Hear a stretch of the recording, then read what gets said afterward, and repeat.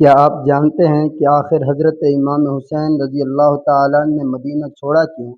انہوں نے مکہ سے کربلا کا رخ کیوں کیا؟ کیا وہ اقتدار چاہتے تھے یا دین کی بقا؟ اور ان کی شہادت میں امت کے لیے کیا پیغام پوشیدہ ہے؟ آج ہم اسی سوال کا مدلل، محققانہ اور روح پرور جواب پیش کرتے ہیں، جس کی بنیاد قرآن و سنت اور علماء دیوبند کے معتبر اقوال پر ہے۔ حضرت امام حسین رضی اللہ تعالیٰ عنہ، نواسۂ رسول صلی اللہ علیہ وسلم، جگر گوشہ سیدۃ الزہرا رضی اللہ تعالیٰ عنہا اور شیر خدا حضرت علی رضی اللہ تعالیٰ عنہ کے فرزند تھے۔ جب یزید بن معاویہ خلافت پر قابض ہوا تو اس کا کردار فسق و فجور اور اسلامی تعلیمات سے بغاوت پر عیاں تھا، اور یہ چیز سب پر عیاں تھی۔ حضرت امام حسین رضی اللہ تعالیٰ عنہ نے یزید کی بیعت سے انکار فرمایا کیونکہ وہ شخص اسلامی خلافت کے معیار پر پورا نہیں اترتا تھا۔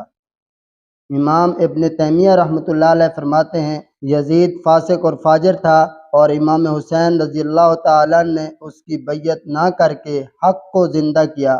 منہاج السنہ جلد نمبر 4۔ شیخ الاسلام حضرت مولانا شبیر احمد عثمانی رحمۃ اللہ علیہ فرماتے ہیں، کربلا کا واقعہ ہمیں یہ سکھاتا ہے کہ باطل قوت کے ساتھ صلح نہیں بلکہ مزاحمت ہی اصل دین ہے۔ خطبات عثمانیہ صفحہ نمبر 228۔ حضرت مولانا مناظر الحسن گیلانی رحمۃ اللہ علیہ لکھتے ہیں کہ حسین نے جان دے دی لیکن امت کو سکھا گئے کہ خلافت کا اصل معیار دینداری ہے، خاندانی وراثت نہیں۔ سوانح قاسمی حصہ دوم۔ کربلا جنگ نہیں، دین کی تجدید ہے۔ حضرت امام حسین رضی اللہ تعالیٰ عنہ نے کربلا میں جنگ شروع نہیں کی بلکہ ظلم کے خلاف آواز بلند کی۔ ان کی نگاہ اقتدار پر نہیں بلکہ امت کی اصلاح پر تھی۔ میں اس لیے نکلا ہوں تاکہ امت محمدیہ صلی اللہ علیہ وسلم کی اصلاح کروں اور امر بالمعروف اور نہی عن المنکر کروں۔ تاریخ طبرانی جلد نمبر 5 صفحہ نمبر 403۔ یہی مقصد ان کے ہر قدم سے واضح ہے۔ کربلا کی پیاس، مظلومیت اور خیموں کی آگ سب ہمیں ایک ہی بات سکھاتے ہیں، باطل کے ساتھ سمجھوتہ نہ کرو، چاہے قیمت جان ہی کیوں نہ ہو۔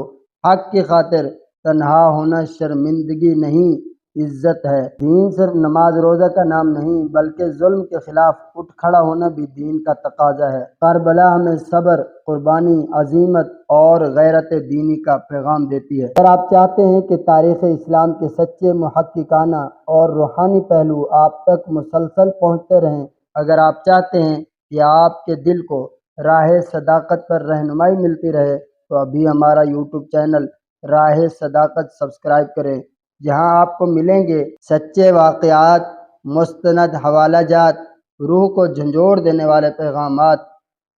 ہمیشہ کی طرح میرے واسطے دعا کیجیے۔ میں ہوں آپ سب کا محمد صداقت اللہ۔